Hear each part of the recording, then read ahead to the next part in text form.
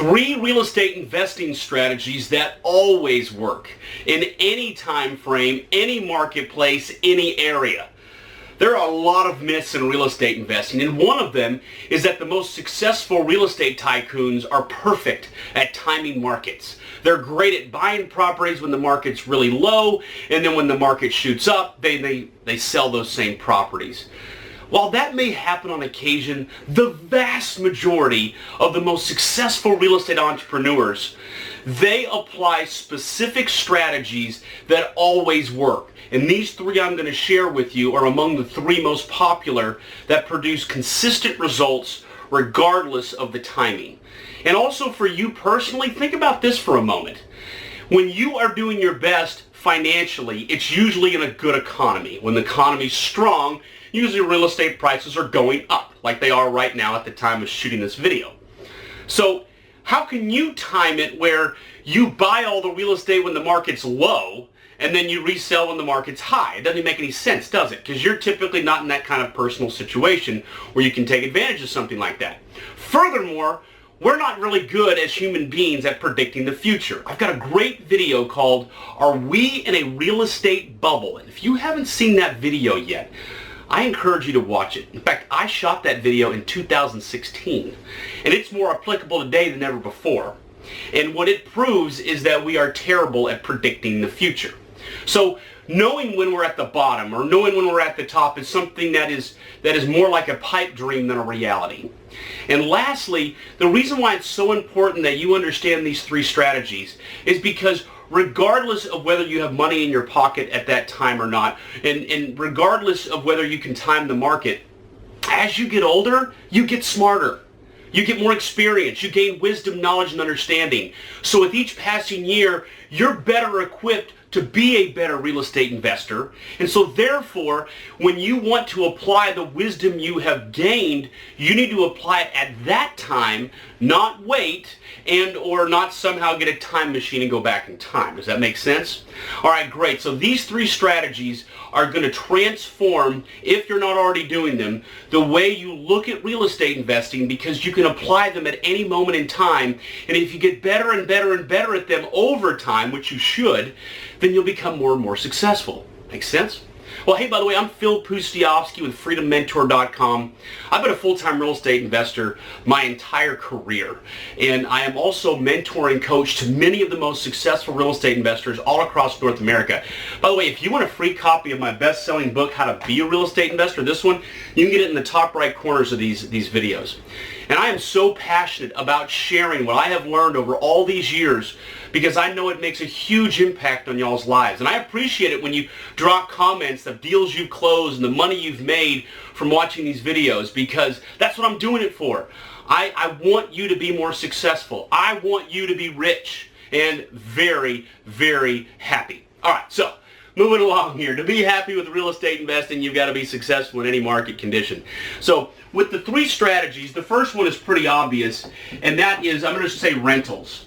And I'm going to go one step further, not just renting real estate, I'm specifically talking about residential, where people live in the property.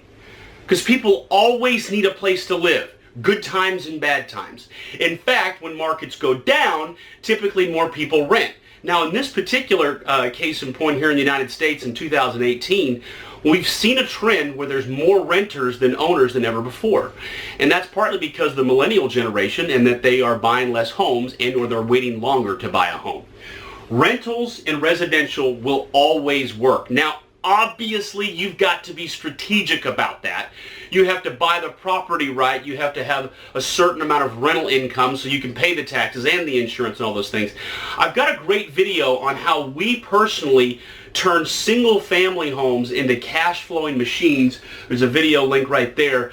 And that takes you in depth on what we're doing to really put house income on steroids.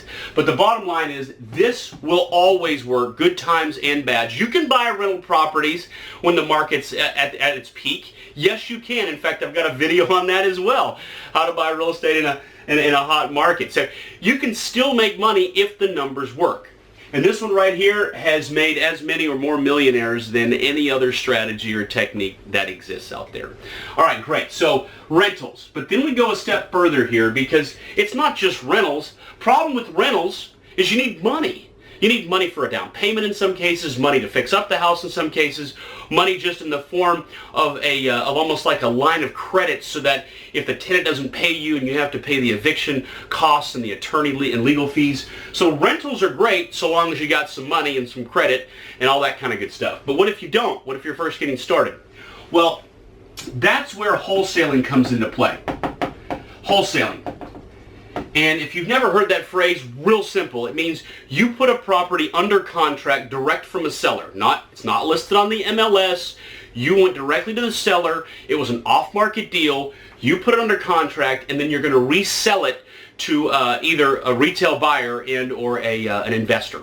And so the idea is you're getting the property under contract wholesale, and then you're quote selling it retail.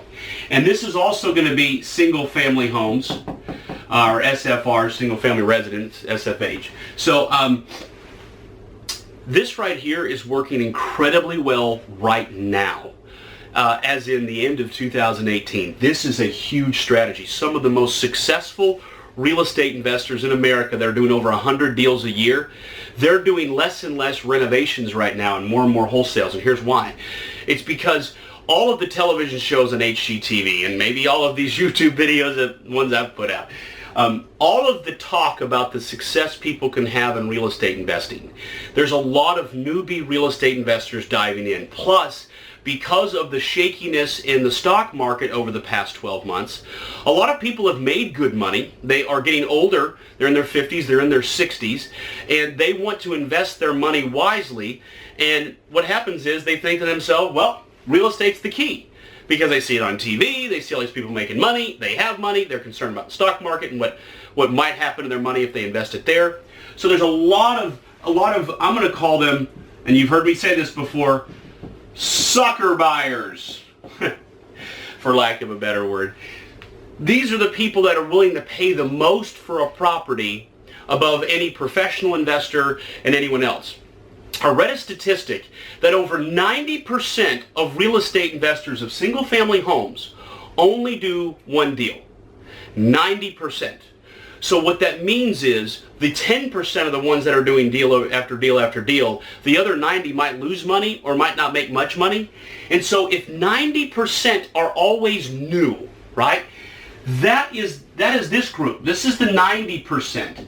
These are the deals you wholesale to. That's why you hear me say in other videos, we don't build a buyer's list before we do wholesaling. We get the deal first and then we wholesale it.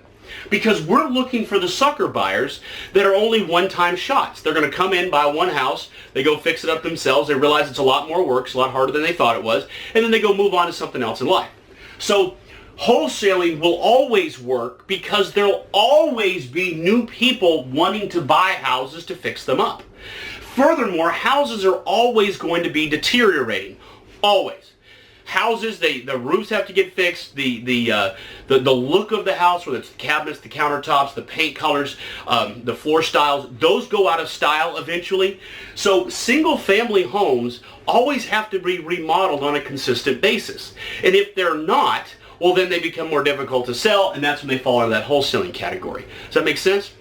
So this is universal. There'll always be people coming in looking to buy real estate thinking they can get rich quick. As P.T. Barnum once said, a sucker is born every day. So wholesaling will always work. We stick with single-family homes with that. Yes, you can try that with condos, townhomes, and other aspects of real estate, but single-family homes is where you get the core of these sucker investor buyers, and it's also the most plentiful property out there. So it creates the best alchemy for wholesaling. So the other thing that's always, and it's a corollary of this, is doing a rehab and resale. That's where you're buying the house, fixing it up, and reselling it. And the reason why that always exists is primarily, as I talked about, how the real estate is always deteriorating. And typically once someone becomes a homeowner, and if you own a home, you know what I mean. Once you move in, you get all your stuff in there, you're not apt to go and fix everything quickly. Not only is it expensive, but it's a difficult task when you have stuff in there. So the majority of people that buy homes don't continually fix them up to keep them at the same market standard that a house that was looking to be resold. Furthermore, there's always going to be deals, and I've talked about this in other videos, but you have to understand that what creates the best deals for real estate investing are things completely ignorant of the market itself. It is what I call personal issues. Okay, a perfect example of a personal issue that is occurring in abundance right now is when a grandfather, a grandmother passes away and deeds or wills the property to a grandson or a son or daughter.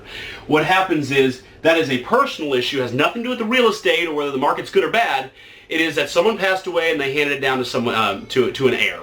And a lot of times those heirs are broke and they want money and they want it now. And maybe the house, because it's an older individual, they haven't fixed up the house in a long time. The countertops are from 1970. The cabinets are from 1965. The house is old, outdated, and these heirs don't have the money to come in and fix up the house. So it's a personal issue, and that's a personal issue that's always going to exist. There'll always be people passing away, right?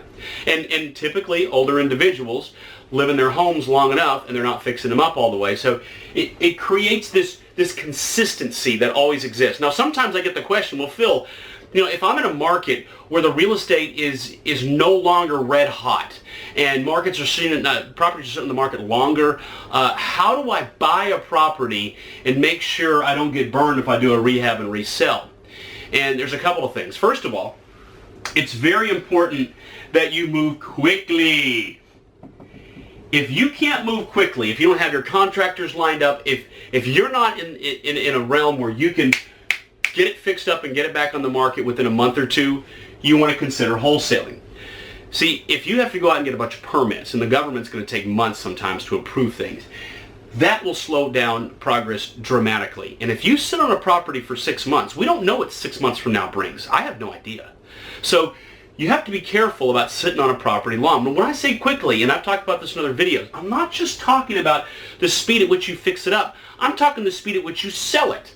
You need to put it on the market for as low of a price as you possibly can so you can generate instant offers. It's got to be fast. The rehab and resell will always work consistently for the next 500 years. And if this YouTube video is still around 500 years from now, they can watch this and you'll see that it's true. But it doesn't work well if you move slow. Now, you can sometimes get lucky if the market continues to go up, which many of you have gotten lucky. You've been doing this business the last 3 or 4 years. It's been a really good time because you can make a lot of mistakes and then the real estate market has continued to go up in most places. So you've been able to fix your own problems. But now we're looking at in some markets where in certain upper price points things are not quite like that anymore. Builders have built enough inventory. No longer is it red hot. I'm thinking of certain markets in the West where literally things have leveled off once you get up above the affordable houses. Now, affordable housing, which is a rarity in many parts of America, that is still super red hot. I mean, really, really hot. But when you get up above that and it's more upper class houses, that's when you're starting to see a lot more inventory. They're not moving as quickly. So you do have to be careful with rehab and resales, which is nice about wholesaling, is you've got a lot less risk there. And the problem with wholesaling is you don't get as much money. Right? You take a fraction of the overall net profits, whereas when you buy a property at a wholesale, or you buy a property that needs to get fixed up and you renovate it and you resell it, you're selling to a retail buyer. Retail buyers pay the most money, so you make more profit here. This has less risk. But these three right here, and you do these two together, which is what we teach in our apprentice program, and you build up enough capital, and then we teach how to do this right. So this creates the cash. This creates the long-term wealth. And these three strategies combined, this is what's made me an absolute fortune. It's made my apprentices an absolute fortune as well. All right, well, thank you so much for watching this video. I'm Phil Pustiowski, again, with freedommentor.com. Like I said before, you can get access to my best-selling book, How to Be a Real Estate Investor, absolutely for free on these videos. If you've got questions, comments, put them down below. I try to carve out time out of my schedule to answer those. And if you want to become a market-leading, first-class, very wealthy real estate investor, consider my apprentice program, where my coaching team and we work hand in hand and turn you into a money-making machine. And it's been an amazing 2018. I haven't put out as many videos this year because I've been doing so many deals, and I'll hopefully find a way to carve out more time out of my schedule to put more of these videos together. Thanks so much for watching. I'll see you on the next video.